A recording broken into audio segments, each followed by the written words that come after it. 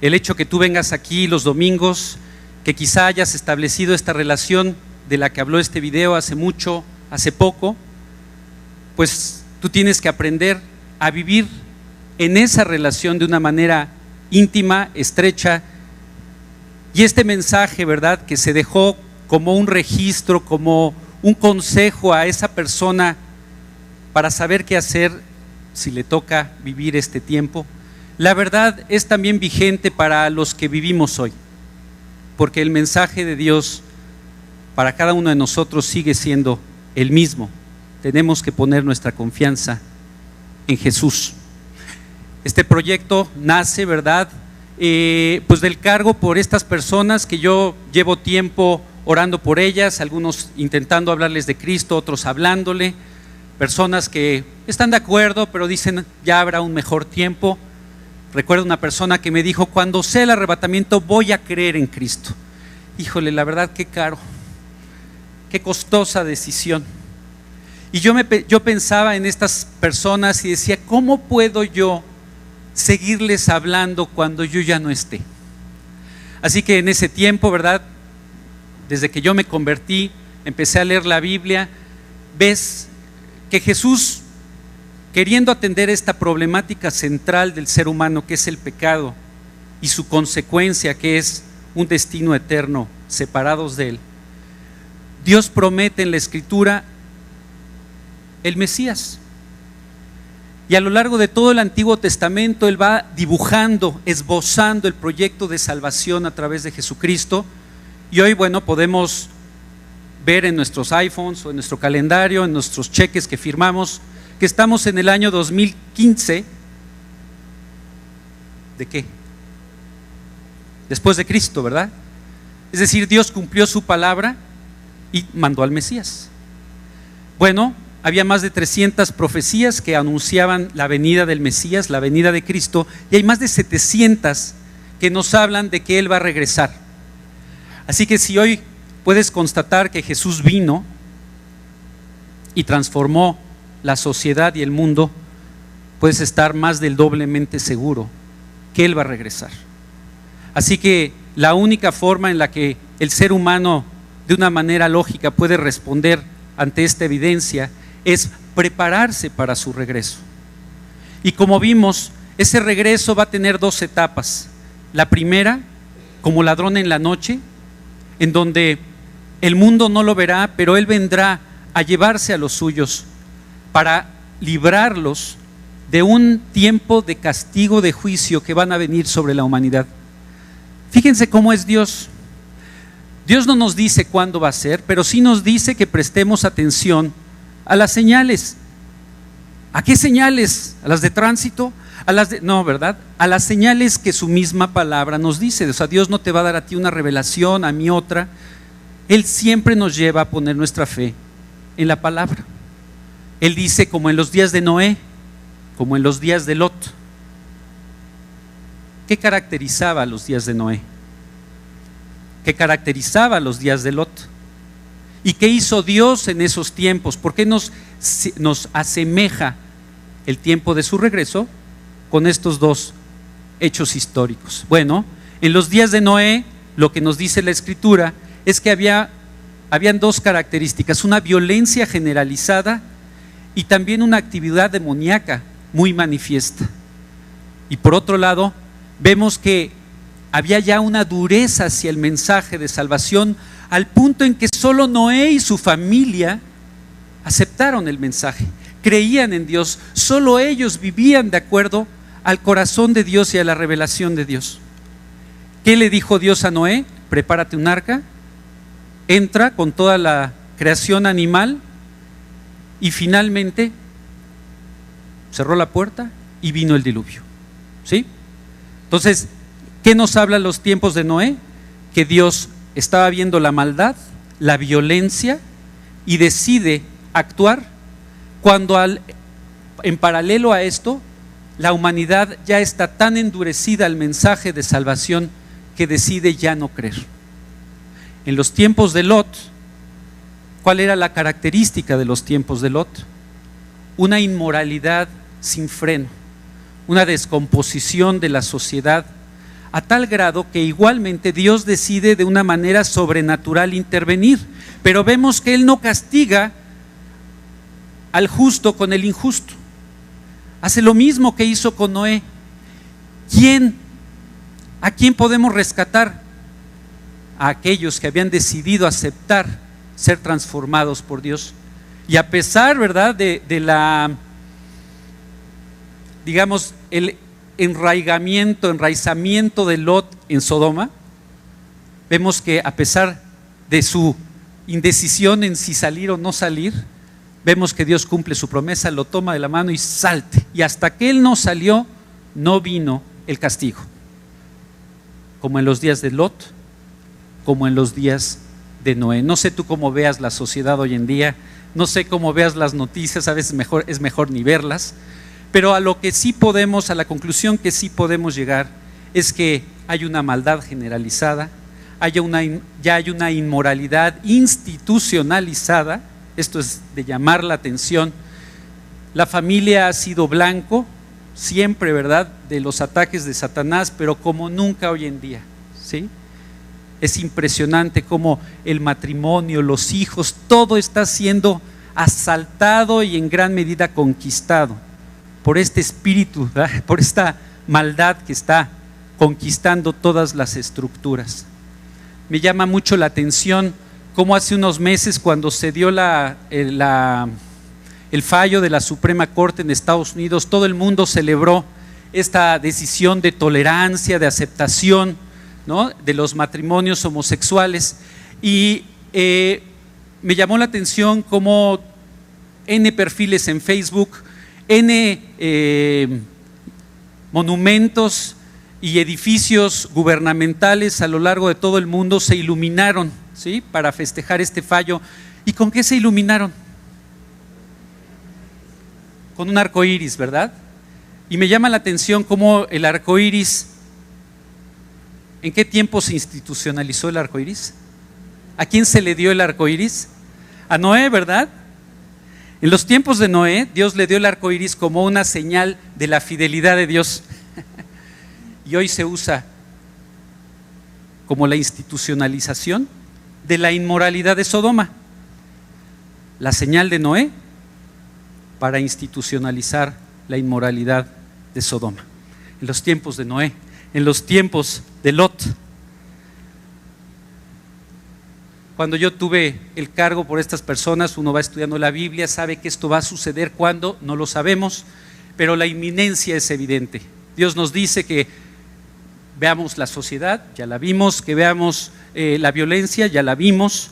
También nos dice que Israel tiene que estar en su tierra. Por 2000 años fue peregrino y extranjero en el mundo, pero en 1948 se constituye nación. En 1967 recupera su capital, es decir, la manecilla del reloj profético de Dios, que es Israel, está lista para que Dios le dé el banderazo. Así que es inminente su regreso. La iglesia a nivel mundial, los creyentes están esperando este evento. ¿Cuándo va a suceder? No lo sabemos, pero queremos estar listos. Y yo, pensando en esto hace 14 años, dije, ¿cómo le puedo hacer para dejar testimonio aun cuando yo ya no esté? Así que pensé, escribí un documento tratando, ¿verdad?, de plasmar las verdades de la Escritura, contestando las preguntas que me imaginé se iban a hacer, e hice el documento. Mi idea era dejarlo, una copia en mi escritorio, otra copia en mi casa, en el coche, incluso, ¿verdad?, llevaba una aquí en mi cartera, en mi bolsillo. Pero dije, qué pobre alcance, ¿verdad?, unas cuantas copias impresas. Después, a mí me gusta mucho la tecnología, así que en ese tiempo yo tenía acceso a servidores de cómputo, a servidores de correo, y dije, voy a poner este texto en una lista de distribución masiva. E hice un programita para que cada X tiempo yo tuviera que como que reiniciarlo diciendo, aquí sigo, aquí sigo, aquí sigo. Y si ya no lo reiniciaba, bueno, detonaba un envío masivo. Pero después dije, qué poco personal un documento, ¿verdad? Dije, oye, si yo quisiera explicarles esto, yo quisiera de viva voz, sobre todo pensando en esas personas que me habían dicho, hasta que no sea el arrebatamiento no voy a creer. Pues yo quería decirle, pues ya llegó, te quedaste, no te quedes en la oportunidad eterna de volverte un hijo de Dios. Así que un discípulo mío le pregunté, oye, ¿se podrá hacer esto en video? Me dijo, sí, y acaban de ver el producto terminado, que a pesar de 14 años sigue estando vigente. ¿Por qué? Porque gracias a Dios, aunque este cuerpo se va desgastando, lo importante es que la palabra de Dios vive y permanece para siempre. Y bueno, yo lo que quiero es que ustedes, si ya tienen a Jesús a su corazón, se afirmen en su fe y entendamos los tiempos que nos ha tocado vivir. Definitivamente son tiempos complicados, son tiempos en donde hay mucha oposición, pero la realidad es que también es un privilegio compartir con esta generación, si somos los últimos o no.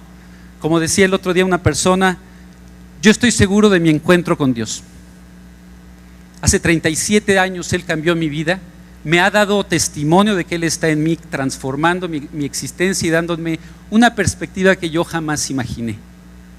Yo sé que yo me voy a encontrar con mi Señor, no como juez, sino como Padre, como aquel que pagó por mis faltas, porque yo acepté ese pago, tomé esta decisión con la que invito en el video a la persona a convertirse. Yo tomé esa decisión. No sé aquí si todos son muchos, no los conozco, yo estoy invitado, quizá vienes frecuentemente o quizá hoy es la primera vez que vienes, no lo sé, pero tú sabes si Jesús es un concepto, es una religión, es una filosofía o es el Señor de tu vida, si ya es el Salvador. Y déjame decirte, al margen de cuándo va a ser este evento, tú tienes que estar seguro, no te puedes quedar con esa duda, porque Jesús va a regresar. Y de algo, si con algo no podemos jugar, si de algo no podemos tener dudas, es del destino eterno. Yo sé que yo voy a encontrarme con mi Señor, como decía un amigo hace unos días, o por la vía terrestre o por la vía aérea. Es decir, voy a morir, voy a ser sepultado, si es que yo muero, y si me toca vivir el tiempo en el que Él decide vivir, qué mejor. Yo creo que esa es la esperanza de todos los que hemos conocido a Jesús. El mismo apóstol Pablo, ¿verdad? Él se consideraba, si leyeron el texto cuando él habla de este evento, dice, y luego nosotros los que vivimos, los que hayamos quedado, él se apuntaba, ¿verdad? Decía, a mí me toca. Y yo creo que a lo largo de muchas generaciones, muchos nos hemos apuntado. Claro, en el tiempo del apóstol Pablo había muchas profecías por cumplirse. Hoy yo puedo pensar que a nosotros sí nos toca. Pero la realidad es que si me toca el evento del que habló este video, la realidad es que mi tiempo siempre está cerca. Estoy a un latido del corazón del encuentro con mi Creador. Y tú también. No tenemos la vida comprada y es importante que estemos listos. Jesús fue quien más habló de su regreso. Si Él vino a pagar por nosotros, Él lo que más quiere es que sepas cuál es su proyecto. Él quiere restablecer esa relación y ese vínculo que se perdió en Génesis 3 con el pecado.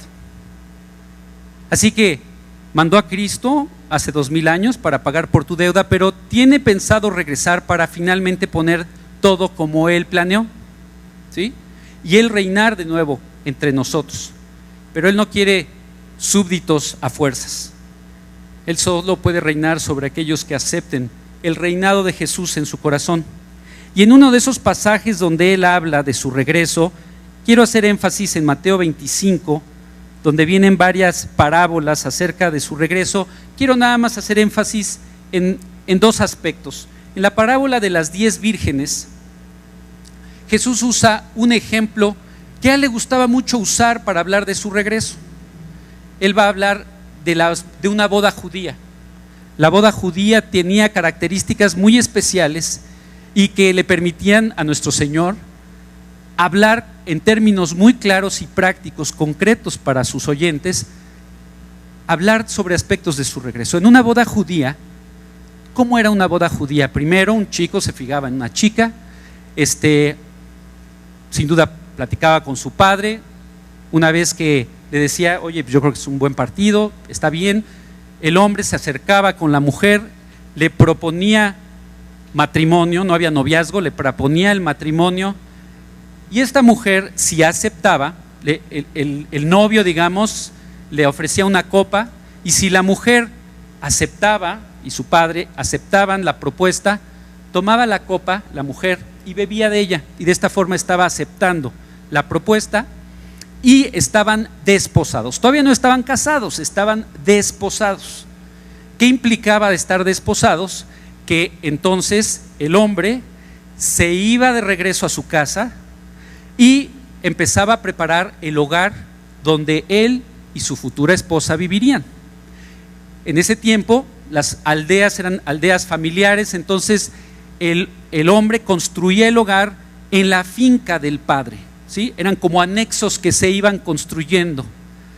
Así que el hombre se iba a construir el hogar donde viviría con la esposa, y una vez que él terminara, la novia se quedaba ahí en su lugar, no sabía cuánto tiempo se iba a tardar su esposo, yo creo que oraba porque fuera industrioso y trabajador, pero no sabía. Ella tenía que estar lista, ella tenía que estar preparada.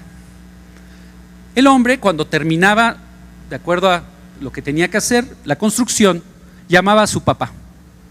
Papá, estamos listos.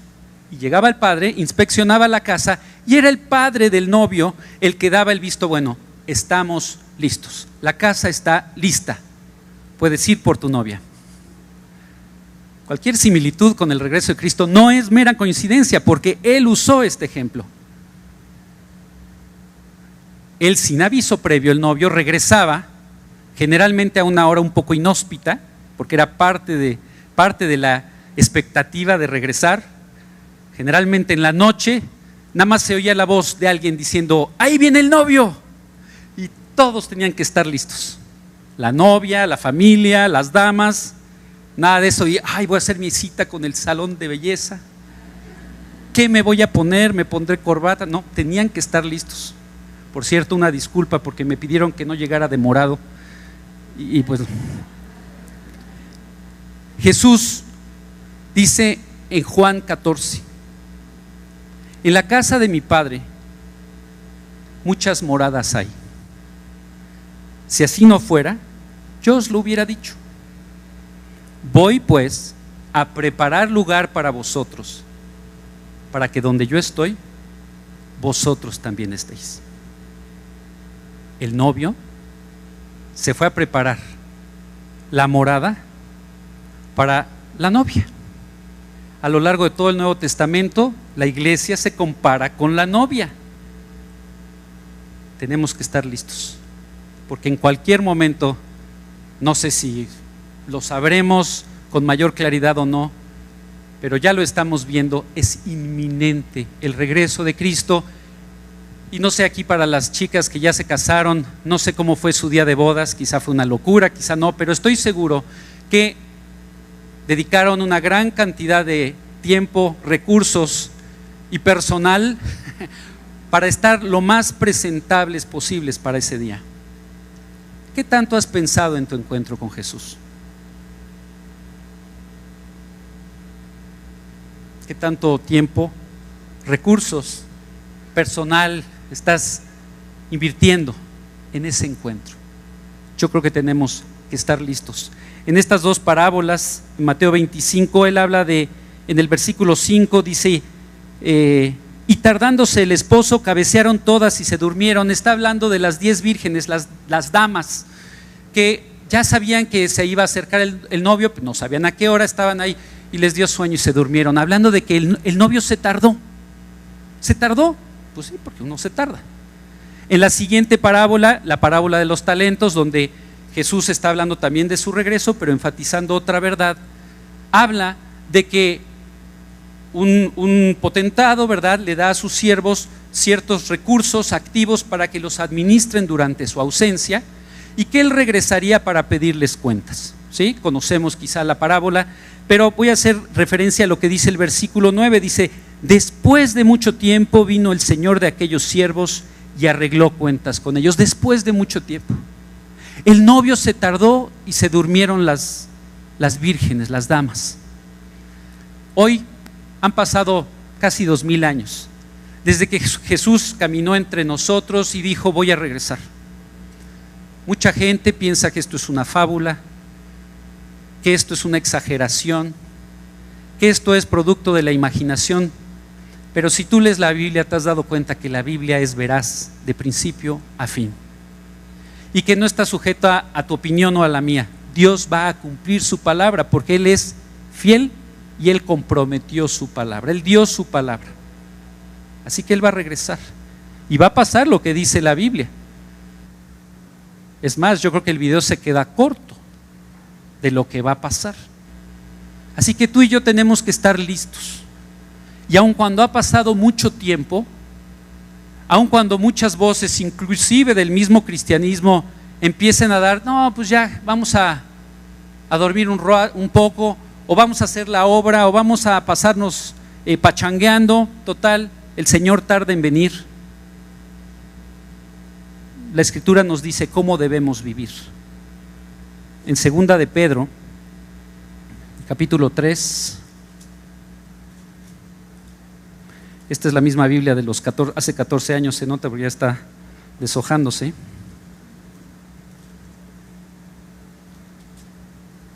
Segunda de Pedro 3, fíjense lo que dice acerca de los últimos tiempos. Dice: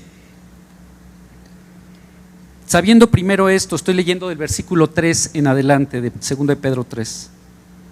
Sabiendo primero esto, que en los postreros días vendrán burladores, andando según sus propias concupiscencias y diciendo: ¿dónde está la promesa de su advenimiento? O sea, de su regreso. Porque desde el día en que los padres durmieron, todas las cosas permanecen así como desde el principio de la creación. Dios ya se desentendió de esta humanidad. Todo ha sido igual, es más, va de mal en peor. Si hubiera un Dios, Él ya hubiera intervenido. ¿Cómo es que deja que el mundo se deteriore? No, Dios no lo está dejando, el hombre es el que lo está deteriorando. Y en los últimos tiempos la gente diría: Dios no existe, es un concepto. Todo está siempre igual. Dice el versículo 9: el Señor no retarda su promesa, según algunos la tienen por tardanza. ¿Sabes? Si Dios se está retrasando en su regreso, no es porque se le complicó la logística para regresar. Él está esperando con todo propósito por algo. ¿Por qué no ha regresado Jesús? Dice: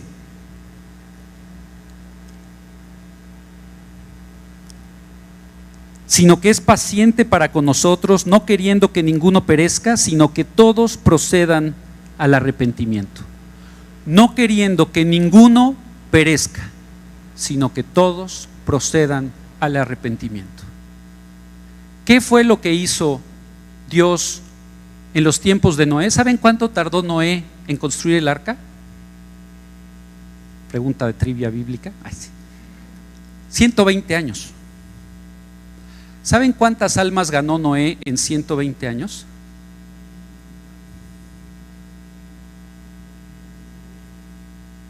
Digo, para que te motives si es que no has ganado un alma en el último periodo. No es consuelo, pero esto es para hablar de la dureza del tiempo de Noé. Y él estaba construyendo imagínense, un barco donde no había mar, nunca había llovido, y él 120 años construyendo esa mole. Era como que mucha gente se diera cuenta y preguntaba: oye, ¿qué le pasa a Noé? ¿Qué está haciendo? ¿Cuándo cerró Dios la puerta del arca? Cuando la maldad había llegado a su colmo y la humanidad, por su dureza, ya no aceptaría el mensaje de salvación. Lo mismo pasó en Sodoma. ¿Por qué no ha llegado Jesús? No queriendo que ninguno perezca, sino que todos procedan al arrepentimiento. Dios sí sabe lo que va a vivir el hombre en la tribulación, cosas terribles. Él no quiere traer ese juicio nada más porque sí, pero la maldad del hombre está llegando a su colmo. ¿Cuándo suceda eso? No lo sabemos, pero se está poniendo feo. Y por otro lado, la iglesia tiene que hacer su trabajo de proclamar el evangelio, de vivir como Cristo, en serio, de vivir como si hoy fuera tu último día en esta tierra.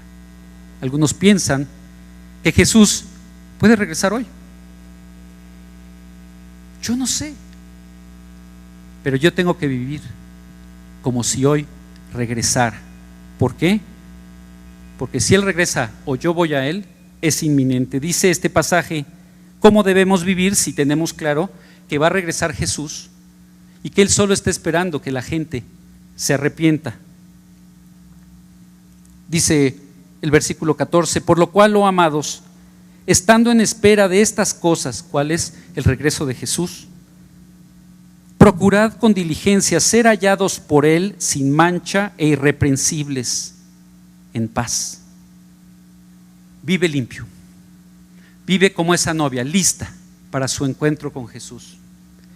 Y la verdad, si tienes oportunidad, vive de tal forma que la gente vea en tu vida que Jesús está vivo y que Él cambia las vidas. Y proclámalo porque su regreso es inminente.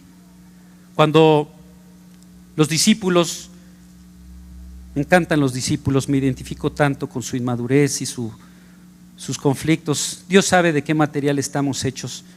Sus discípulos continuamente le preguntaban a Jesús, ¿cuándo vas a regresar? O sea, más bien, ¿cuándo vas a establecer el reino? ¿Sí? O sea, ¿cuándo vas a reinar ya en la tierra? Ellos pensaban que Él un día iba a llegar y decir, Imperio Romano, ¿no? Y llegamos ya, establecemos el reino. Ellos no entendían el proyecto, no entendían que Él tenía que padecer, morir, salvarnos, que Él abriría este periodo llamado la gracia, en el cual tú y yo nos pudimos convertir, y que eventualmente Él regresaría ya no como siervo, sino como rey. Así que siempre le estaban preguntando y Él les decía, no les corresponde a ustedes los tiempos y las sazones, ustedes vivan para Cristo, evangelicen. Cuando Él muere, y les dice, es necesario que el Hijo del Hombre padezca. ¿Sí? Ellos no entendían este concepto. Muere, resucita, entonces ya entendían, esto se refería a Jesús, de que tenía que morir y padecer. Pero bueno, ya murió y ya padeció. Entonces tú los ves ya después de la resurrección con la misma pregunta, ok, pero ahora sí. Y ves que en Hechos 1 Jesús les vuelve a hablar de este tema y les dice, no, todavía no. Pero ¿qué sí les dice? En Hechos 1, estando ellos con los ojos puestos en el cielo, entre tanto que Él se iba, he aquí se pusieron junto a ellos 2 varones con vestiduras blancas, los cuales también les dijeron, varones Galileos, ¿por qué estáis mirando al cielo? Este mismo Jesús que ha sido tomado de vosotros al cielo, así vendrá como le habéis visto ir al cielo. Él va a regresar. Él va a regresar muy pronto. Y los creyentes tenemos que vivir con los ojos puestos en el cielo, pero con los pies en la tierra, haciendo lo que nos corresponde hacer, viviendo como deberíamos vivir. No sé si todos aquí saben que Jesús está en su corazón. No qué opinas, qué piensas. Yo no quiero que haya dudas, porque la verdad, si este video lo hice con el cargo de aquellos que se podrían quedar en el arrebatamiento, qué tragedia sería que a alguien aquí le tocara vivir esto. No nos podemos quedar con la duda. Así que si alguien aquí, con lo que ha oído, con lo que vio, quizá en la oración del video, o si no, te ayudo en persona, 14 años después, permítanme terminar orando. Y quiero darle gracias a Dios por esta reunión, por el ministerio de Oscar, que es increíble, y por la vida de cada uno de ustedes, que aunque no los conozco, algunos quizás sí, cada uno de ustedes son la esperanza de México, Cristo en nosotros. Pero también quiero orar contigo, que quizá a la luz de lo que hoy oíste, quizá tengas dudas o quizá no tengas dudas, sabes que Jesús está afuera. Quiero orar contigo como una ayuda. El que toma la decisión eres tú, no yo. Yo solo pongo las palabras, pero el que pone la convicción eres tú. Y te voy a invitar a que hagas las paces con Dios. Así que si hoy quieres tomar esta decisión, te pido que en la segunda parte de mi oración te unas y con toda claridad, no tienes que decir nada en voz alta, pero con toda claridad te dirijas a Dios con estas palabras. Vamos a orar. Bendito Padre, gracias porque compartir tu palabra nos alienta, nos anima y sí, nos emociona saber que está pronta a cumplirse. Gracias porque la exposición de tus palabras alumbra. Gracias por Jesucristo y la salvación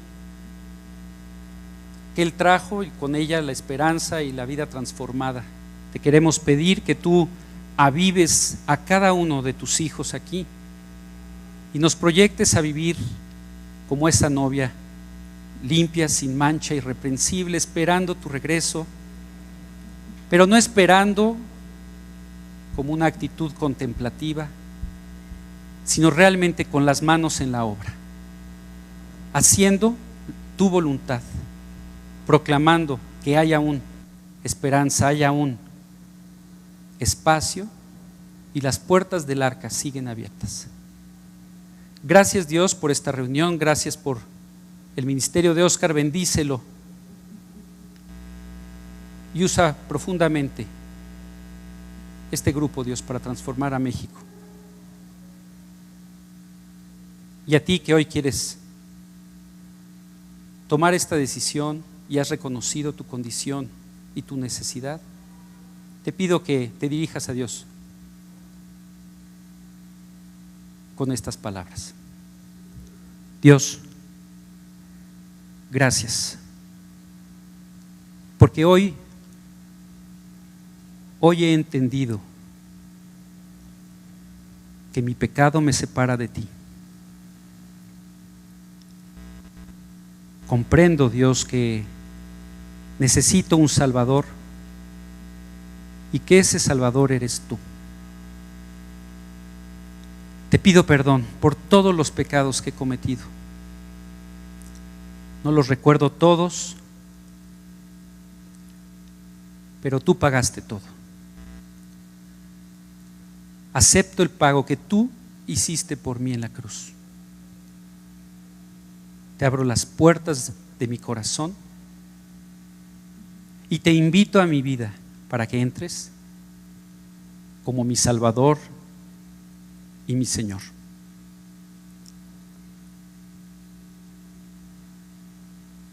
Sálvame, Dios. Transfórmame y permíteme ser testigo de la conversión. Esto te lo pido confiando no en mis méritos ni nada que yo haya hecho, sino en tu amor, en lo que tú hiciste por mí en la cruz y en lo que dices en tu palabra. Por Jesucristo, amén.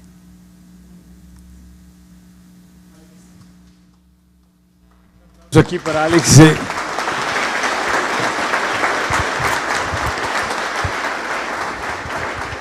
Quiero decirte que este muchacho que está aquí tiene 37 años caminando con Jesús, es un hombre fiel, es un testimonio en todo lo que hace. Cuando yo sea grande quiero ser como él, quiero aceptarlo, de verdad.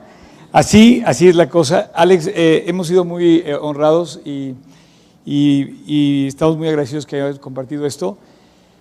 Nos deja una tarea enorme de pensar, de meditar, de atender con suma importancia este tema, porque si algo va a pasar, ya prácticamente ya se nos está avisando. Así es que yo quisiera nada más terminar